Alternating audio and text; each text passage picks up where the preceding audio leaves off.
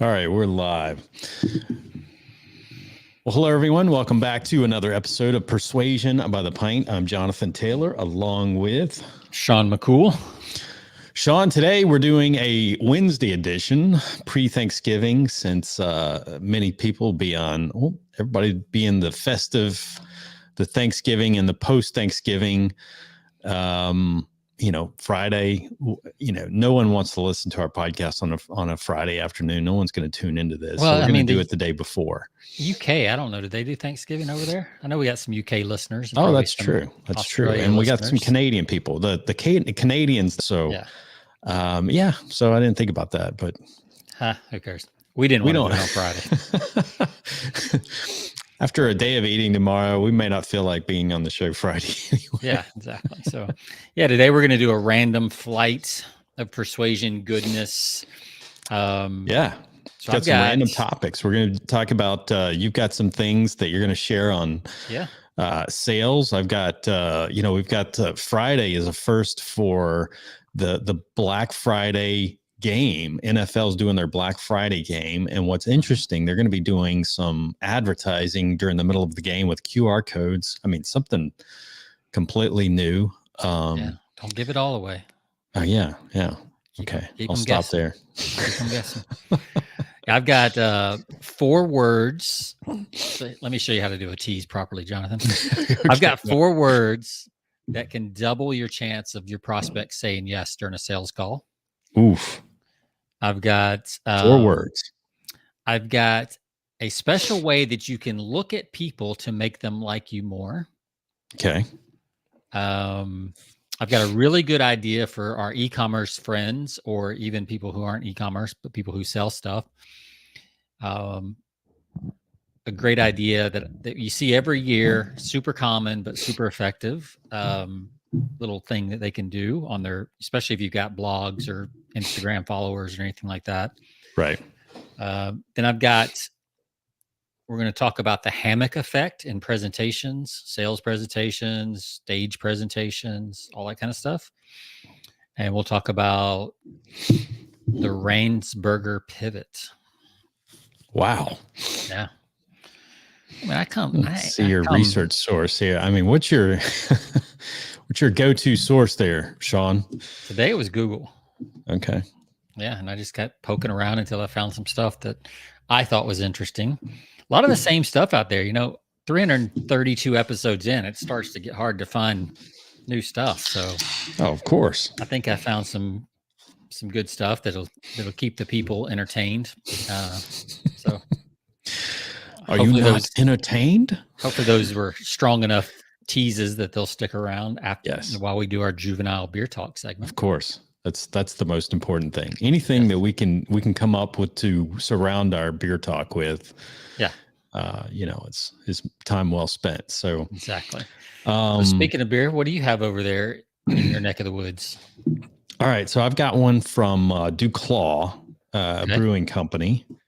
And this one, I'm going to hold up the one that I've not opened. It's called the Pastry Arky. It is a Super Freak. Super Freak. Coconut caramel chocolate brown ale. Oh, man, that sounds like Thanksgiving, sort of. Yes. Man, I love the Pastry Ark stuff. They got some cool flavors. I think I had their like French toast or something else. Mm-hmm. Yeah, I love Pastry Ark. Baltimore, Maryland. This is a 7.5, 7.5% brown ale. All right. So, and I'm drinking out of a coffee. Forgot my beer glass. So I'm drinking out of a Black Rifle beer mug that looks like a grenade. Yes. A grenade. Well, that's appropriate because in the news today, there's an explosion up there around Canada.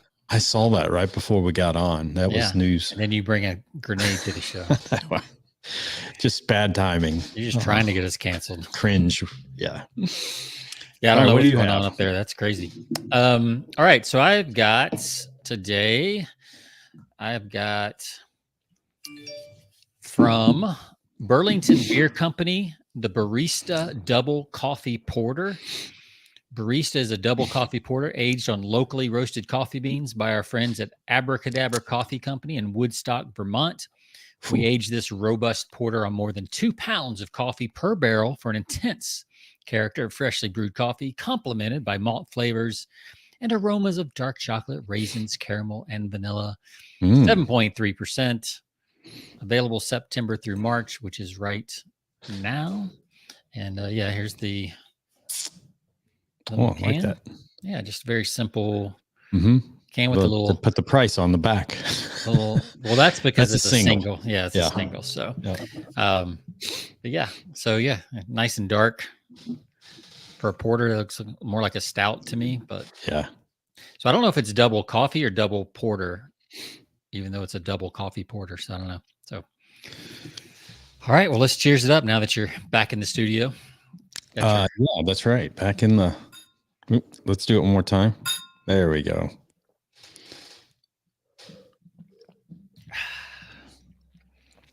Oh, good. Man. Oh, that's good. That tastes like cold brew. Does it really? Yeah, it's good.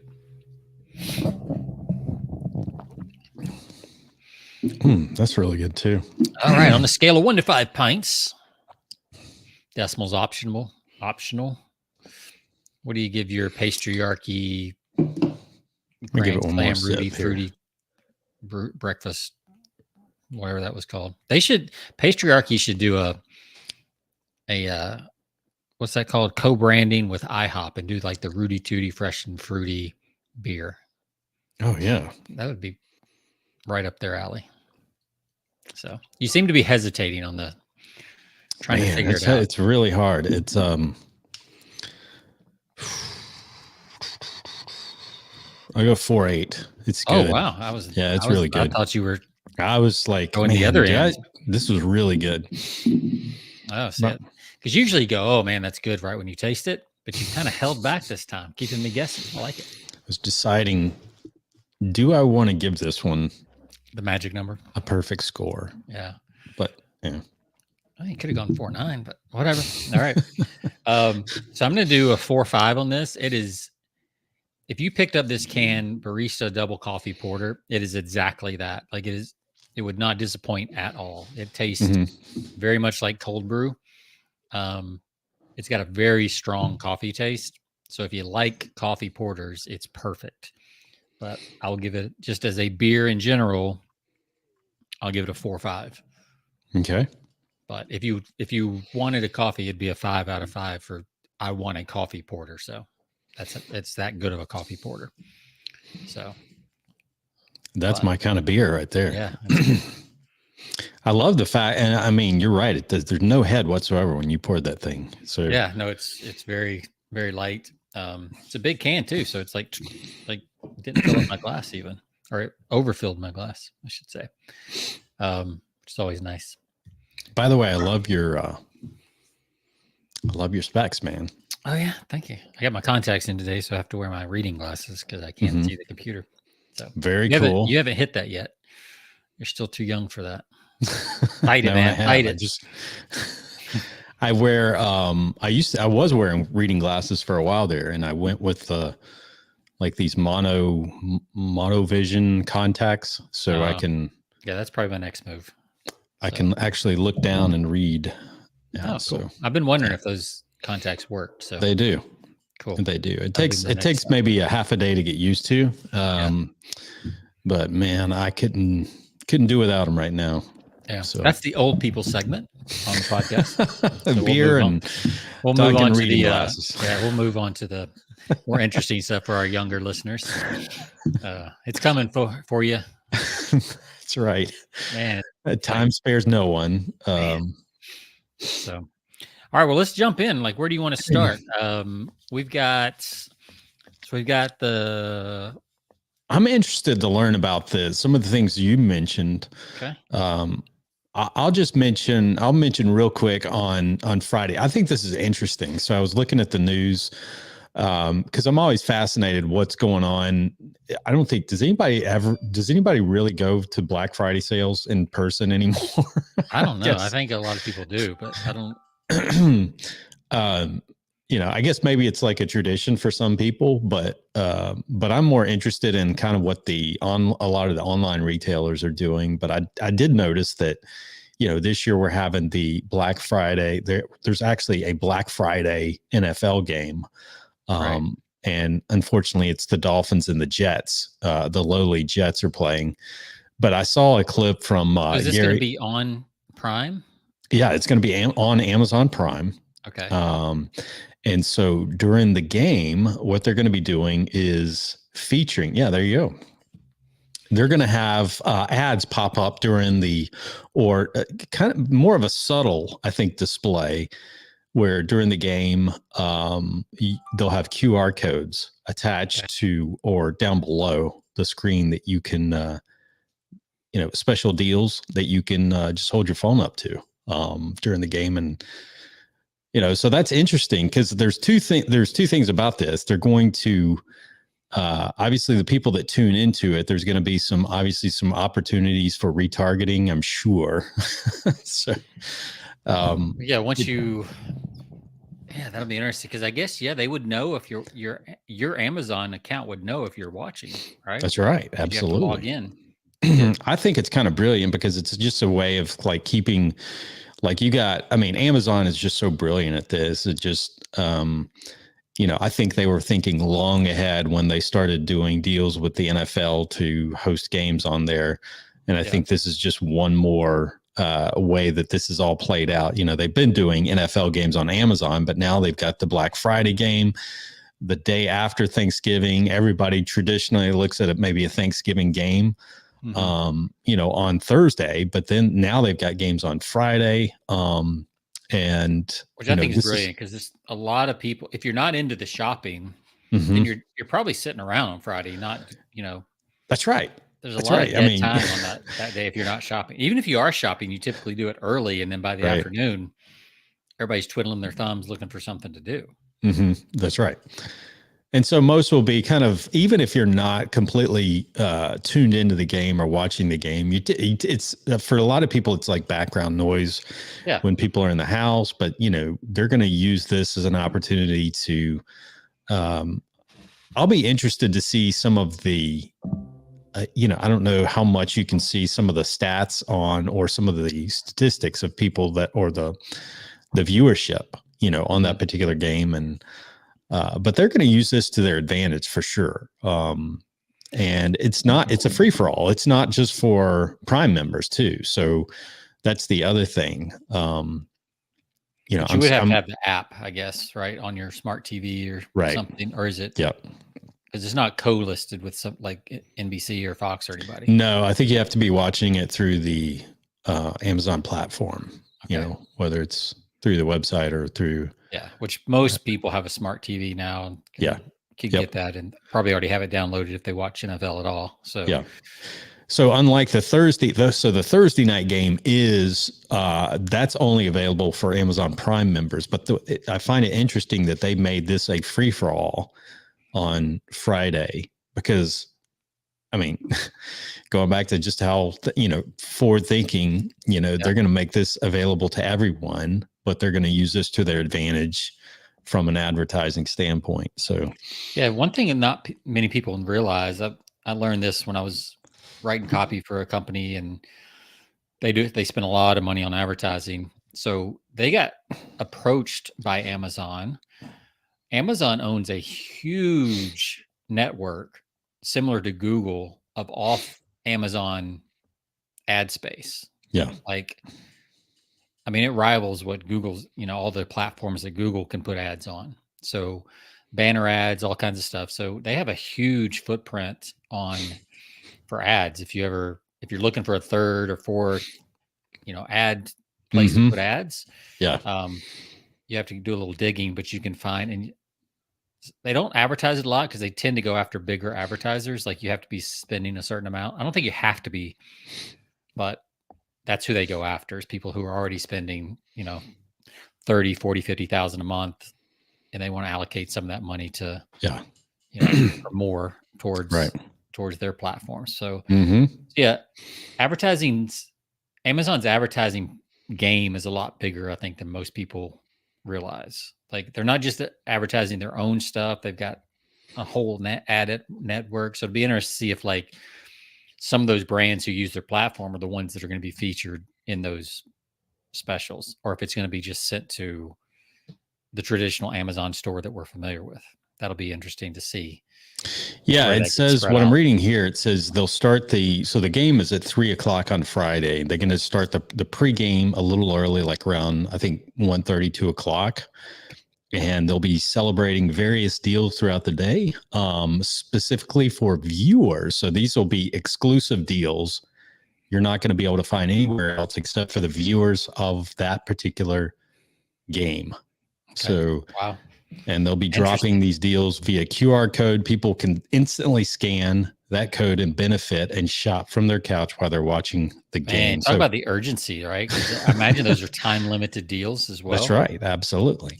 Yeah, they're not going to. Yeah, so you only have that opportunity during that 3-hour period to access those. So interesting. That's a win-win. Cool. You think about that. You know how that plays to the the eyeballs for the game, and then it's kind of a win-win for the NFL and for the advertisers of Amazon. Amazon's making a lot of money off of this deal. So yeah, well, who's been. Is it DoorDash that's been doing the commercials during football games this season where they just, it's the red screen with the white letters and it just has the QR code at the bottom. Mm-hmm. It's like, start your order now. Yep. And the weird little guys just like, start your order, just order your stuff. Yeah, exactly. I've never done, we don't do delivery foods. I'm like, I'm too old. I'm like, I ain't paying. So like, do you know what you're paying by the time somebody delivers? Dude, I had an idea, but I went and looked the other night, right? Yeah. So I went to a local, I put in DoorDash or Uber Eats, I think it was, for a local Chinese place that we like, Right. I was like, man, these prices look high on the menu. Yeah. So it was like, I was like, okay, sesame chicken, $16. Delivery fee was only like 49 cents. It was a special, whatever. I'm like, that seems really high. So I go on to the browser or to their, to their website where I can just do a pickup order. Yeah. $10 for the same thing. But through the Uber Eats platform, it was $16. Yeah. And that doesn't count tip. That doesn't count. No, I mean, you factor in all that. You're looking at $20, right? Yeah. I'm like, 2 miles away. I can drive 2 miles. And I mean, I told Tamara, I was like, I don't get out of the house anyway. So I actually like going to pick up some food every once in a while because I'm work from home and like. It's pretty bad too. You think about it. Like, I mean, most places you can go in. I mean, I get it nowadays we're just so spoiled. You think about like, not only do we have Uber Eats, but we have like, you don't even have to go into a grocery store anymore. You just show up and you make your order online and they bring it out to your buggy. And you want to see something crazy that I saw yesterday? What's that? On the old socials. So I'm going to add this to the screen. This new company, I don't know how new they are. They're in Charleston. Juiced Fuel. Never stop for gas again. Your personal mobile fuel delivery service. Wow. They will come to your driveway in a truck and fill up your car with gas. Now that's pretty clever.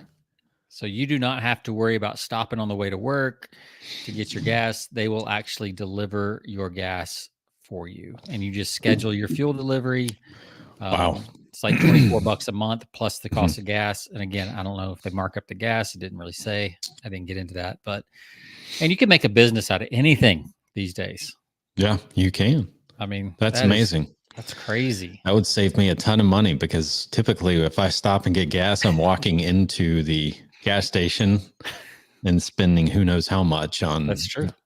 They should play that up a little bit. Soft drinks or drinks, soda drinks or whatever. And I mean, one bag of jerky. I mean, that almost pays for your subscription right there. Man. But yeah, if it kept you from stopping at Buc-ee's, if you're doing road trips, Man. But that's dangerous. Yeah. Like, could you just follow me on my road trips? That would be great. Just pull up next to me. I don't have to stop. But I just need a a place to pee. Like, give me a little tube out the door. Make good time for a change. Buc-ee's is an experience, though. Man, Buc-ee's, it's definitely worth it. So, all right. So what else do we have? We've talked about Black Friday. You've got some stuff that I'm really interested in on sales and persuasion. Yeah. So let's especially the look thing. There's a certain look. Yeah. So let's go there. Right. So I was watching a podcast yesterday on YouTube. Mm-hmm. One of my favorite podcasts right now is The Diary of a CEO. Really good. He asks good questions. It's kind of a long format type show. But he had this neuroscientist on yesterday, and she was talking about, eye contact and different things like that, and different ways to increase likability between people. And one of the things you do is you look into someone's left eye with your right eye. Okay. And she said this actually goes back to when little babies and mommies are first bonding. Most moms are right-handed, so they hold their baby in their left arm, and then they gaze down, so their right eye is looking in the baby's left eye. Okay. So, so chances are, most people that's going to work. So basically, you just at first. It's hard to, I kind of tried this yesterday. I practiced a couple of times. At first you can kind of look at somebody's left eye, which is going to be the same side as your right eye. So you don't have to think too hard about it, right? It's like, because it's a mirror image. You can kind of look at it both eyes, but then if you just concentrate just a little bit and kind of make your right eye the dominant eye that you're looking at somebody with, you'll see it. And what this does, this connection, it creates this neural feedback loop between the two people, and it actually releases oxytocin, which is the love chemical. So there's a stronger bond between the two people. And it happens very quickly. So while you're shaking someone's hand, for instance, and you're making that eye contact, you want to make sure that you're looking into their left eye specifically with your right eye. You don't have to hold it forever. Don't get awkward about it. Yeah, that alone. With just your right eye, because I feel like both eyes. Yeah, it takes a little bit of like focus. Like you kind of have to just think, I'm looking with my right eye. Yeah. Yeah, but I do think that, but both eyes, I think both eyes move towards, both eyes will move that direction for sure. But you want to if you just think consciously, my right eye is looking at their left eye. Like, right. I'm engaging with this person. Eventually you'll kind of feel it. Like, this isn't a vision, or this isn't a sight thing. It's a vision thing, right? So it's the difference between sight and vision. Sight is the very physical act of seeing things, where vision is what your brain does to the images that are in front of you. I see. Yeah. So it's more of a vision. It's more happening in the brain than in the eyeball itself. So don't worry too much about it, but just kind of, when you're doing that, look into their left eye with your right eye. You can even practice on the Zoom screen by looking at the green dot on if you got a Mac, the green dot on your camera. Yeah. And just kind of think, I'm looking with my right eye, and you can kind of feel the difference where if you look with your left eye, yeah, and then you look with your right eye. I see. Yeah. You can feel the difference. Like you feel like you are looking just with your right eye. I just wonder. Interesting. Yeah. I'm going to make a note of that. So it increases oxytocin, which increases trust, increases openness. So people are more likely to reveal stuff they might not reveal if you didn't make that connection. So if you're with a prospect, they're going to be more open about their concerns, their problems, things like that. That's what oxytocin will do, right? You say things when you are in love, and we don't mean you're trying to get your client to fall in love with you. Oh, you kind of are, but so. Okay, so what's the research behind this? I mean, it's just neuroscience. It's based on mother-child bonding. Okay, all right. Yeah, she didn't quote any specific studies, but we could go back and find them, I'm sure, if you wanted to. So. No, I'm going to try it. I'm going to try it. Also, like, we've heard other things, like obviously if you can get someone to laugh, you get a similar effect. If you can get someone to give you a hug instead of a shake, like, that's going to increase that more. So right. Anything like that. But this is one that you can do even if someone's fairly formal, and it doesn't have to be when you shake their hand. You can do it across the table. Like it doesn't have to be like super up close. You just have to make that eye contact. That's super interesting. Yeah, I thought so too. Very interesting. You can do it with your kids, your wife, clients, whatever. Like anybody you need to increase. And it's a glance. Trust. I mean, like you said, you don't want to make it awkward. You want to make it's not a 10-second stare. That's going to get weird. No. Yeah, you want to look, and then this is not a Tony Robbins. How you normally talk to people, but you're making sure that when you're glancing at them, you're looking, into their left eye. So right. Yep. Whereas normally, my methodology has always been, in sales is a lot of times looking sometimes into their eyes, but a lot of times at just above the eyes, is what I've always been taught. Yeah. And so that's interesting. Yeah. I mean, 1 to 2 seconds is really all you need. Yeah. Longer than that, it gets a little awkward, Yep, for sure. So, yeah. So I was looking, as I was just kind of poking around and stuff. Another thing I found, this one's not really backed by science. It's just my own personal preference. If you're looking to kind of increase sales, especially online or in your industry, one thing you can do that I think is very effective, and I thought of this because this morning I saw one of these and I spent probably 10 minutes on it without even realizing it. And that is gift guides and gift lists.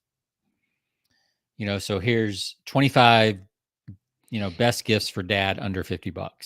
Mm-hmm. You see a lot of affiliate sites doing this, but if you're in a certain niche, if you're in the supplements niche as an e-commerce person, you could list out, you may not want to list other supplements. You might want to list workout equipment though, and link to Amazon, and then get the affiliate income as a little boost, but it also provides value to people because people are always trying to figure out what to get people for stuff. Mm-hmm. So I thought that was and that's something anybody can put together in a blog post. You can hire a VA or somebody on Fiverr to put that together for you pretty quick. Right. Drop your affiliate links in there, and make a little extra cash for that post. And no, absolutely goodwill.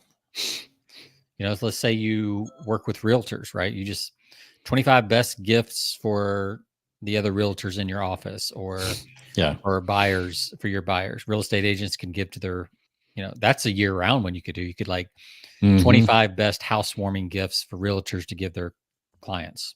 Yep. That's a good year round post that could make you money year round as an affiliate. And then of course you could always link out to your other stuff as well. Right. So it just made me think about this time of year. Cause like I said, I was on one this morning. It was top. Oh, you see them all over the place now. Yeah. And I love the ones that are by price point. I think that's really cool. Like, here's, 40 gifts by price point. And then they've got like an under 25, 25 to 50, 50 to 100, and then over 100. Yeah. Because that's how most people shop for gifts. They're looking for that price points. Especially when you're looking for client, this is great when it comes this time of year, when it comes to trying to figure out what to get for clients, you know, and in different levels too, because there's different levels of clients. There's and some clients can't take certain. And some clients can't take over certain amounts. Exactly. Oh yeah. I've dealt with that quite often. Like they have especially a $50 corporate stuff. Yeah. They can't take the big gift anymore. A lot of my corporate clients in the past have said, oh yeah, I can't accept a gift over $50 because it's by, not everybody's like that, but some will say, we're not allowed to over $50. So that's when they get the $50 because it's not over. It's $50 Omaha steaks. Right. Those are great ones. Yeah. And you can do a subscription because, I mean, different ones have different rules. Like sometimes it's $50 a year. Sometimes it's $50 per gift. So you have to kind of know the rules in that for sure. But for most people, probably a lot of people listening to this podcast, there's probably not a limit. So you could just, if you got a list of people with addresses and buyers, like look at the lifetime value of your customer. right, or the annual value of your customer, and find some gifts, whether it's a book or something else that you could send out. Yeah. I love to send books. That's a great idea, Sean. Books are, if obviously you have to know if you have readers, clients that are readers. I love using Amazon and then having it gift wrapped. Yes. And you can put it on the card, like, thought you might like this book. If you already have it, pass it on to a friend or something like that. But most people don't know that Amazon has that. You can have things gift wrapped on Amazon. Anytime you order, there's like that option or something like that. Yeah, it's pretty reasonable. Great little feature. Yeah. All right. Well, let's talk about the hammock effect. I found this one very interesting. The hammock. Like the hammock, like the one that you're laying in, right? Right. So you want to actually avoid the hammock effect during sales presentation. So let me pop up on the old screen here. And I got this off of corporatevisions.com when I was looking for some stuff. And this is interesting. So according to their statistics, attention is at about 70% attentive at the beginning of your presentation. It dips to about 20% in the middle and then moves up to 100% when you're about to tell them the price, right? Right. Because everybody wants to know what the price is. So they wake back up for that one. So how do you get this dip? That's the hammock, this red line. If you start at 70 and you have a trough that goes down to 20 and then back up to 100, you've got this hammock looking thing if you're just listening. So what you want to do is you're not going to avoid attention loss in the middle of your talk. But what you want to do, instead of it being just a slow curve down and up, you want to create spikes. Okay. So it's more like an interval workout instead of like just a long valley, right? Sure. So I thought this was really interesting, the way they talk about doing this. And it makes so much sense. It's so obvious, but I've never really heard it talked about like this. So they talk about using number play or grabber numbers. And what you would do is you would write down 3 numbers at the top of your presentation. So 3, 1.5, and 70. Okay. Like right in the intro. It might be something like, you could write them down. If you're doing across the table, if you're doing it on a whiteboard, you could just write the numbers and say, I'm going to show you why these 3 numbers are vital to your success in blah, blah, blah, right? And you just put the numbers up there, but you don't explain them yet. You just open with them. And then as you unfold your presentation, you then define what the numbers are. And the numbers 3 might be a 3% error rate, which is the lowest you can get when using a manual process, multiple system. This is substantial, never go away unless you change your systems and processes, right? And then your 1.5 million, which is the amount of that 3% error rate is costing you each year. This means 4 or 5 full-time employees are manually working to correct the errors. 70,000. This is the amount needed to defend the average wage in our lawsuit in today's competitive marketplace. This isn't good use of your limited resources. So you would have to do a little research. And that's what this company does, is they actually help you kind of help you find some of these numbers and do some research stuff. But you could do the research and kind of have these numbers ready to go for your industry. Jonathan, I could see you doing something like this. Oh, for sure. Yeah. You just imagine just walking up. Imagine the power of this, because it's really just a form of an open loop, right?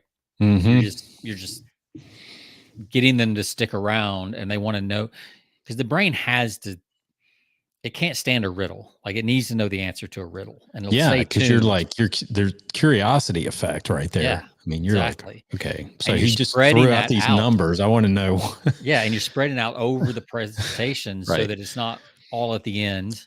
Right. Because right now the only number they care about is price, right? Probably. Yeah. And that's at the end, so they know they can check their phone until the end and whatever. So this is a good way to keep them involved throughout as you reveal these numbers. And you think about this, like stage hypnotists and magicians, and it's kind of what they're doing with card tricks and stuff, right? Right. You want to see at each point how they're revealing this stuff. So you're kind of doing the same thing.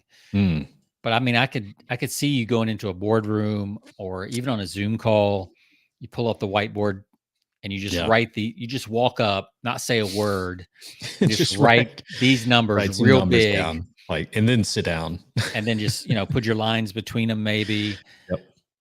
And then turn around and look at everybody's like, what? Yeah. 1.5. What's going on? Like, now you've got their attention. You do a little bit of an intro. You tease the number a little bit without giving it away. Right. You say, now let me explain why these numbers are so important for your business. And then boom, unravel them one at a time. Oh, sure. Yeah. Obviously, if they all connect, that's even better. And then at the end, they'll be, because you haven't lost their attention, you're more likely to convince them on the close, right? Because we all know it's not about the close; it's about everything up to the close. Yeah. Right. However, with that said, there are 4 words that can increase your close by almost 50%. Another one that caught my attention at the beginning. Yeah. See how it just segued right into that. All right. So this one was pretty cool. And I've used a form of this. I've never used this exact phrase, but I use this a lot in my copy, and I've used this a lot on in-person sales calls. And I've had intuitively kind of stumbled across it. But to see somebody else put it in print was pretty cool. So they did a survey using this phrase with 22,000 people, and it almost doubled the chance of the person saying yes to the request.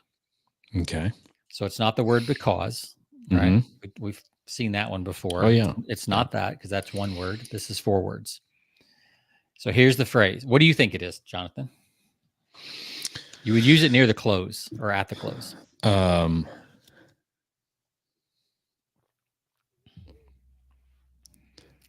When I'm thinking of a phrase that's like talking past, where you're literally talking past the sale. Like you're assuming that the sale's already made. And I don't know what those words are, but I'm assuming that's what this phrase would sort of think. Think from the client's standpoint. You want to have them, I'll just say. Okay. I think what's going on here is this phrase makes them feel, it gives them the power of choice, and it makes them feel safe. Okay. So here's the phrase, but you are free. So you might drop the price, you might drop the terms and say, but you're free to choose whatever you want. Yeah. You're free to find another alternative, but you are free to whatever. So you can kind of change that up, but you are free is the key part of the phrase. And I definitely use something very similar in copy,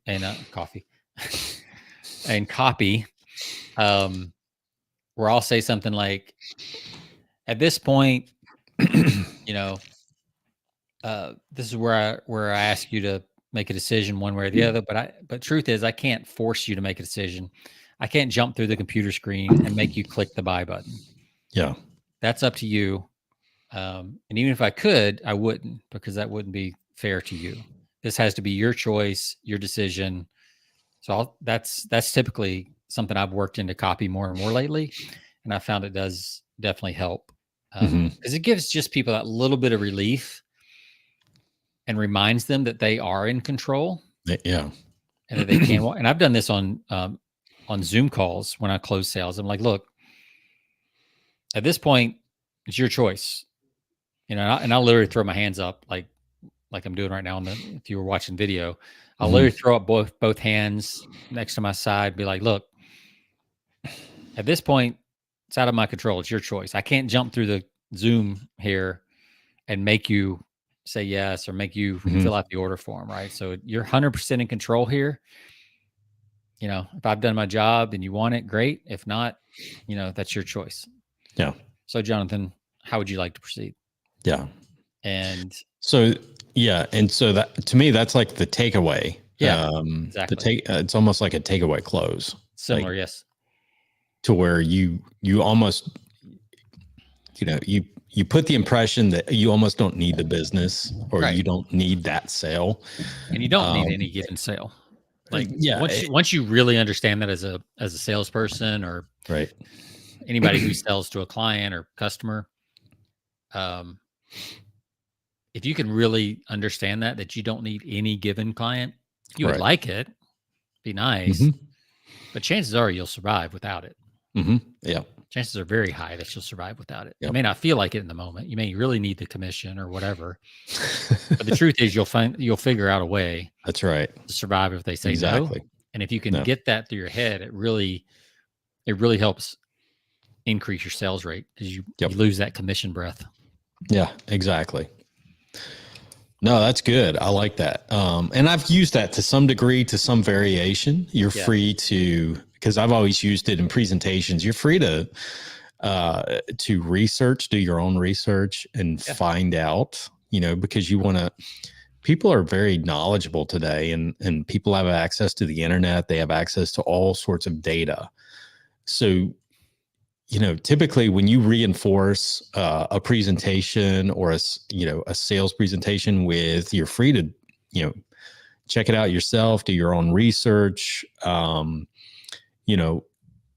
on other companies or whatever, that totally, that is very powerful. I can see, I see that all the time. It's like, it gives them not only the power of choice, but it's like the takeaway selling approach to saying, I'm here, I've just showed you the value and, you're welcome to research it on your own. I'm here if you need me, and I'm moving on. So, there's something attractive about that for sure. Exactly.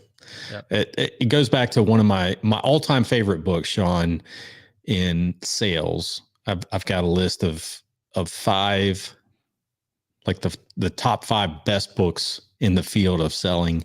And one of them is Dan Kennedy's No BS Selling, No BS Guide to Selling. So, and he talks about, he spends like a whole chapter or 2 on the art of the takeaway sell, which, is kind of, there's a lot of this in that, to where you don't want to, you obviously don't want to appear like you need it or want it so bad that you'll do anything to get it. So, people, we call that in the industry commission breath. And face-to-face selling. They can sense it. They can smell it. They can smell it. They can hear it. They can, everything. Like so many subconscious signals are firing off. When you're in that needy mode. Right. And you can be in actual need. You just can't show it, never let them see you sweat, like the old deodorant commercial talked about. Right. Yeah.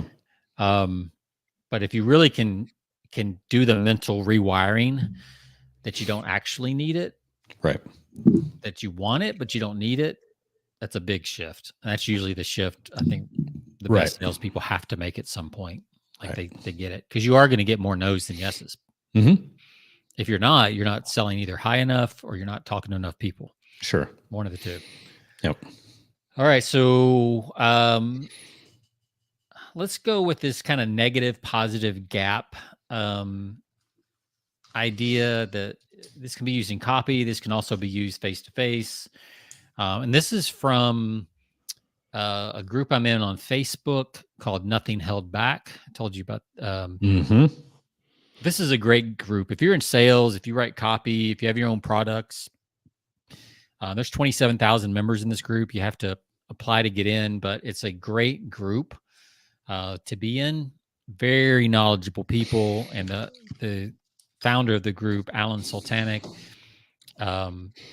he's one of the admins, and he's the one that posts these gems of stuff. This guy writes amazing copy, and he's a student and a master of copy. He studied this at a whole level that, just more than I ever did. That's why he's more successful than I was at copy. So, I'm good, but I'm not this good. So he was talking about how positively versus negatively personalized copy. And I thought it was very interesting because I noticed he basically said, whenever you have anything negative and the words I, you, and we around them, right? So a lot of people are taught in copy. You want to use I, you, we, that kind of stuff. Right. The problem is if you do that when you're talking about the negative side, then they associate the negative qualities with themselves or with your product or with you. Yeah. And it creates this negative subconscious association. So here's an example of negatively personalized copy. Once you turn 35, your hormones change. And when that happens, your skin's elasticity decreases. This is why your skin can't shrink as much as the scale shrinks in numbers. This is the real reason why most women over 35 end up with loose skin and stretch marks after they lose weight. So that's the bad news. So here's the same copy, but a little bit more generalized and not personalized so much. Once a woman turns 35, hormones change. And when that happens, skin's elasticity decreases. And this is why skin can't shrink as much as the scale shrinks in numbers. This is the real reason why most women over 35 end up with loose skin and stretch marks. So you can see, like, in the first version, you kind of feel depressed and hopeless, right? So now they're in a deeper hole that you've got to, they're in a deeper hole that you've got to pull them out of. Sure. Yeah. Because you just put them into like, yes, thanks for reminding me. Yep. But because the second one, though, it kind of disassociates and they're like, yeah, that happens to most women. I hope that doesn't happen to me. Like, it's not as personal, right? And then here's how you spin that into the positive about the product, right? So now here's the good news. It's possible for you to tighten skin and tone loose skin by giving your skin everything it needs to increase elasticity. And when you start doing this, you'll enable your skin to shrink itself. That's why once we've enabled your skin to do that, it becomes a shortcut to reclaiming your dream body. This is the Titan Tone skin system.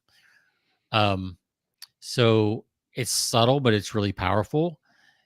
And instead of, a lot of people will teach, like, you want to get people in the pain, but if you do it too much associated with them and not a little bit more general, then you can put them too far in the hole and then it's hard to pull them back out. To the point where they don't feel like there's nothing that can be possible, right? Yeah. You know, then they're reminded of all the products that didn't work and blah, blah, blah, things like that. Sure. Yeah. So you want them to remember the problem without them identifying too much with the problem. Yep. And then, you still creating a gap, but it's more of a, ooh, I want that. I don't want what most women get in this case, right? I want to be different. So I want this product because I don't want to be like those other people. Yep. Because they haven't associated themselves with that yet. So I thought that was really powerful. That's very great. Simple. But it's when you're doing problem solution type stuff, you know, even when you're talking to your clients, you know, industrial clients, Jonathan, like, you know, if you just, you know, think about that, you know, most companies, you wouldn't say, you know, I notice your company is doing this and losing this and missing this, you know, wasting this many dollars or whatever. Right. You can say most companies I talk to are doing this, and this. But with our system, you, and then you list off the benefits. Right. Because then I made a comment on this post. I was like, yeah, I can see, like, now they're like, ooh, I don't want to be like most people. I want to be special. Right. So I'm going to buy this product so I'm special and I'm different from everybody else, instead of being like everybody else and hoping the product will work to solve those problems that you just gave me. So, let's see. Yeah, that's one of the things I use in, well, you know, I use this in industrial sales, but also in, you know, if you're selling podcasting, like on my podcast sponsorships and advertising, where I will, like, you know, a lot of companies are, you know, they're spending ad dollars on traditional advertising, like trade associations. And, you know, those are getting less and less. And to a degree, those platforms are losing money, and a lot of them are going digital today. Yeah. So you're thinking, how much, or, you know, how often are, you know, is your targeted audience seeing the ads that you're paying for in these publications? right? And so, you know, a lot of them are spending tons of money here when they could be, you know, spending money in in a more resourceful way, you know, with your platform. Yep. And I even saw that I think it was in one of the newsletters I get, the New York Times is finally, their digital platform has finally become their most profitable platform. mm-hmm. Yeah. Took them, you know, 20 years to make the Right. pivot from print to digital, but they're actually profitable on their digital advertising side now. Yeah. So yeah, if New York Times is finally made the switch, you know, phone books have been dead for a while. That's where everything's going. Is it's eventually, it's sad to see in so many cases, because I love in a lot of ways, I love the print format of certain publications, you know, getting that, being able to just read it and, you know, without just clicking. But I think if you've got the resources and you know the value of your customer, I think you can definitely still use print very effectively. Mm-hmm. Yep. Especially in smaller niches where you can kind of own the journal, a trade journal for your industry or stuff like that. But it's not going to be the leader of your advertising like it once was. It'll be more of a good supplement. Right. Then you got to have, but you pretty much have to have both. I mean, the bottom line with advertise, you got to go where the eyes are. That's right.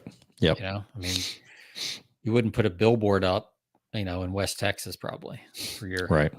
Like, there's people out there, but the chance of you hitting your prospect are pretty slim unless you're you know, you're selling, I don't know, like dusting services to get rid of dust.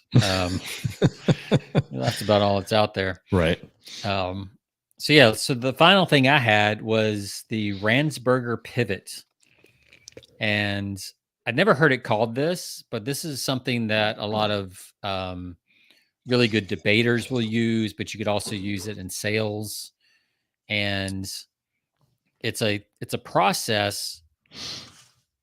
And I think if you've been in sales a long time, you naturally come to this conclusion. But it's basically, the idea is when someone says something that you don't agree with, especially if you're new to sales, or like we said earlier, Jonathan, if you need the sale, right, our first impulse is to kind of contradict or correct them, or to give our rebuttal, or to, you know, overcome our objections, right? We've got our list of objections and we want to overcome the objection, right? Because that's what was taught for a long time. You know, we want to show them why we're right and they're wrong. Okay. But as you can imagine, that, you know, if you've been in sales for very long, like, you quickly learn that doesn't usually work, right? Yeah. Especially now more than ever, because I think people dig in on their ideas more than ever. I think that's part of social media and all that kind of stuff. And so people just get more and more entrenched. So basically what you do is, the first thing you do is when you hear an objection, you actually dig into the objection and you say, you know, you listen and you might say something like, so why do you feel this way? Or what makes this important to you? Let's say you're selling software services, and, you know, your program has an 8-week training onboarding, because you really want your customers to get the best use, and you realize that if they go through that, they're more likely to use it, blah, blah, blah. And they're like, I can't set aside 8 weeks to train my team, blah, blah, blah, blah, blah. Right. And Jonathan, I'm sure you do this naturally with your people. You know, switching out systems and things like that is very expensive. You know, we've talked about that on previous episodes, how much that costs a manufacturing company to be down for an hour or 2 hours or whatever. Oh yeah.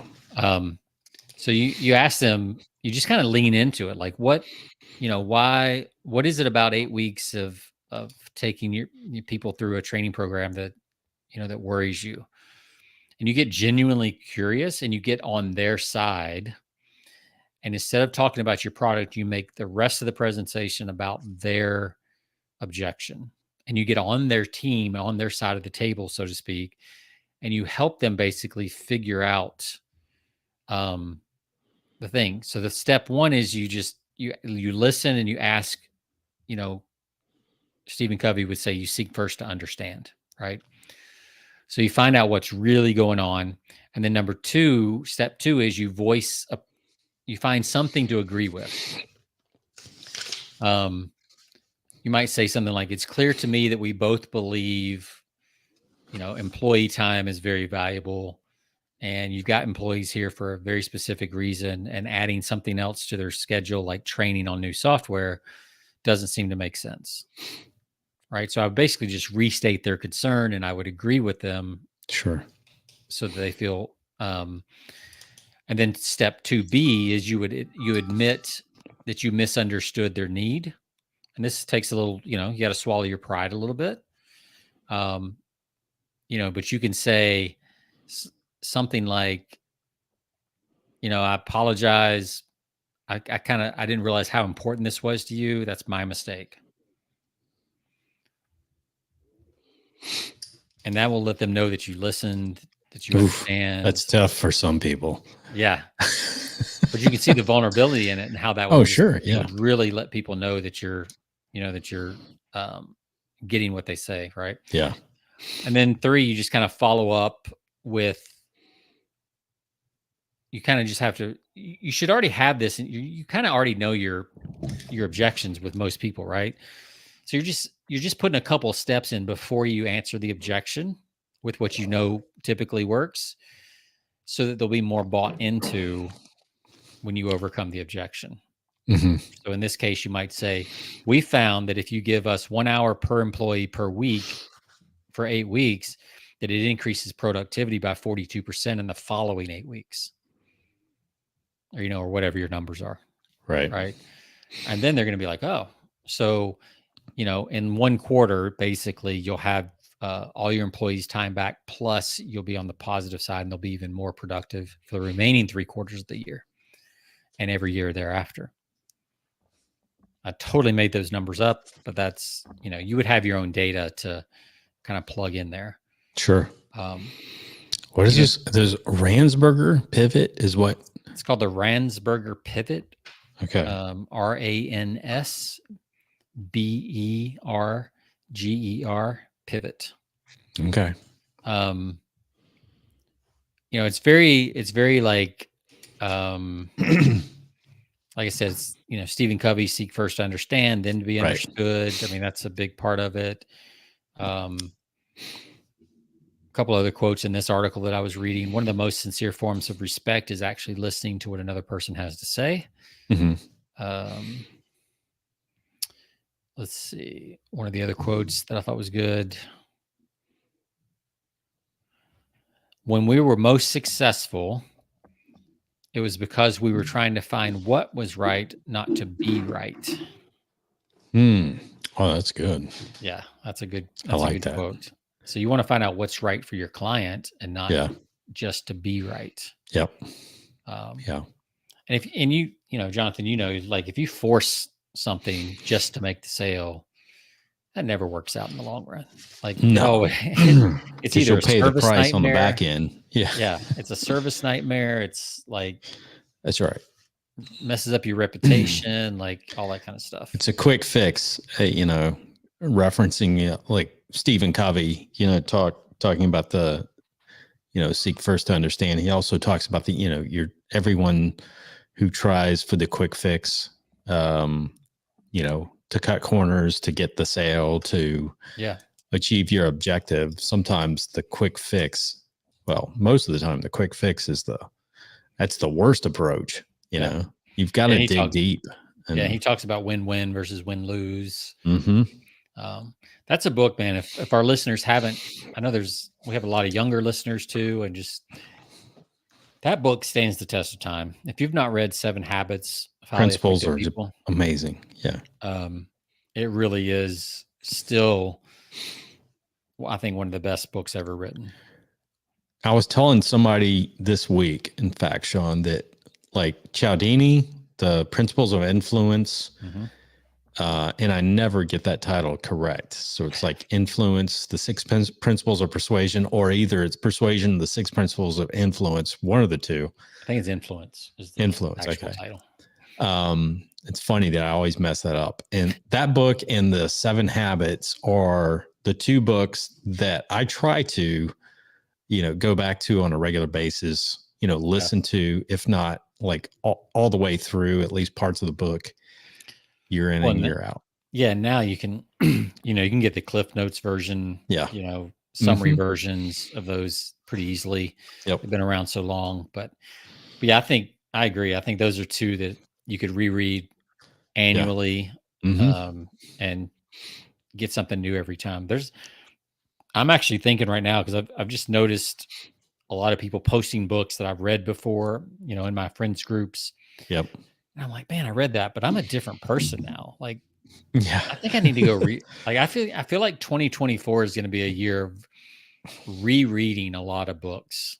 Yeah, old books. Because I feel like I've done a lot of personal work, and I think I would see a lot of these books very differently than I read them, 3, 4, 5, 10 years ago. Absolutely. Yeah. So yeah, it feels like I won't be able to resist completely buying new books, but I definitely want to slow down a little bit and go back and read. Go back to some of the ones that were the most, and that had the biggest impact on your life. Well, even not even that. It's just, if they're still being talked about today, like one that I've seen quite a few times recently is Joe Dispenza's Supernatural. It's been out for a little while. I read it when it first came out, and I'm like, read that one.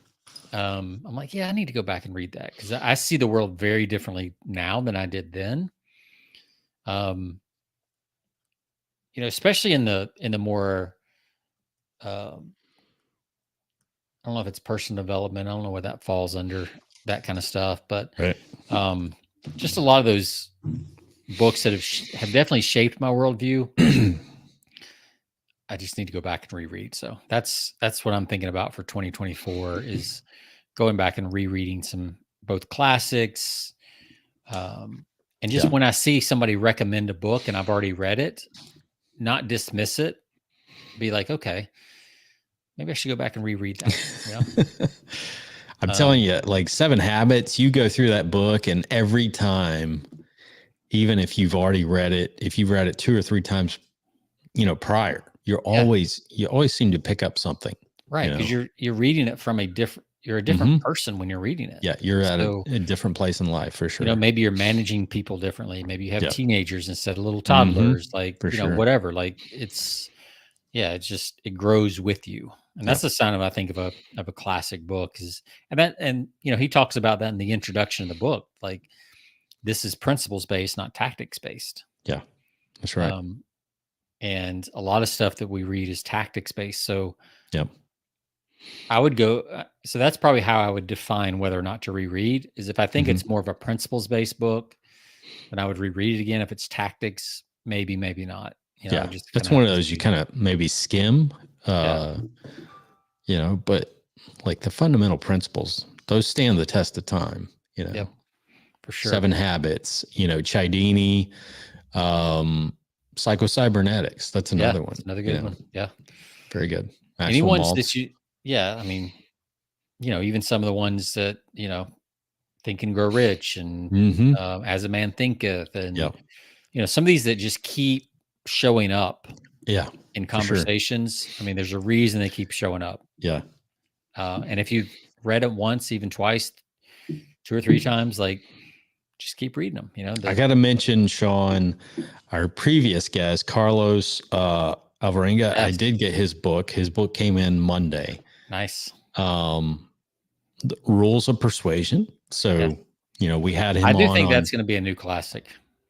I really do. Could be. I mean, this guy's like, he's all over the place. Like, I had him on, in addition to our Persuasion podcast, I had him back on my Composites podcast, just because I thought, I told him, I said, after, I finally, I ordered your book, I got it in on Monday, and I started reading through some of this. And I said, from a management standpoint, this is actually real. I mean, it would benefit so many business leaders in our industry to go through a book like this. So actually had him back on. The amount of research he did and the breadth of it, I think is really he spent a lot of time in this field. Like I was very impressed just going through. I mean, just talking to him and going through the table of contents. I still haven't read it yet. Yeah.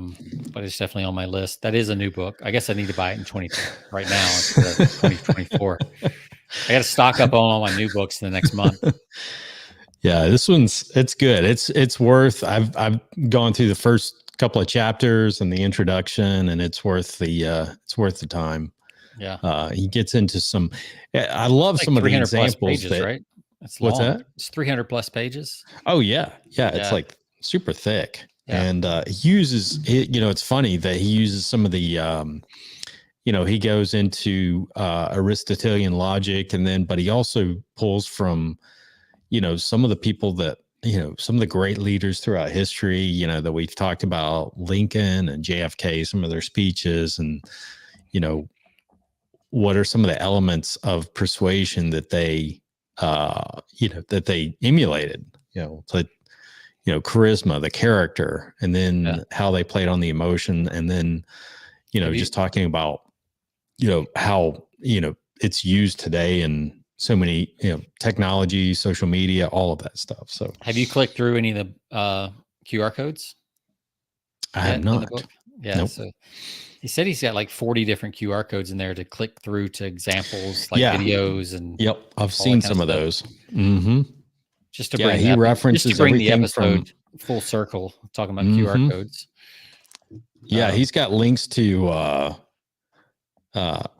everything from like movie segments for, you think about The Godfather, there's there's films from, there's lessons on persuasion for all sorts of different films and in TV shows that he talks about. But do you remember ever going to like a Dan Kennedy event, like either Info Summit or one of the big ones, and then they would have like a movie night, and he would take a movie and he would kind of talk about it as you were watching it and all the different little things. I always thought that was cool. I would do that if I had my own event. That's super cool. I've never attended one of those, but I think that would be super cool to even watch. Yeah. It is pretty cool. Like, and I would probably pick something like, I think Inception is a great marketing movie. That's your all-time favorite, right? Yeah. It's definitely one of my favorites. And I think of it as a marketing movie. Yep. Because that's really what you do in marketing is you plant an idea in someone's head that they think is their own. Yep. Which is the whole kind of point of the movie. Yep. So it's good stuff, man. I think that's all the points I had. Yeah, good stuff. That's we're going in Thanksgiving tomorrow. So Sean, any big plans? We're doing a Friendsgiving. Kids are both doing their own thing in their own parts of the world. So we are doing Friendsgiving here in town. I love that.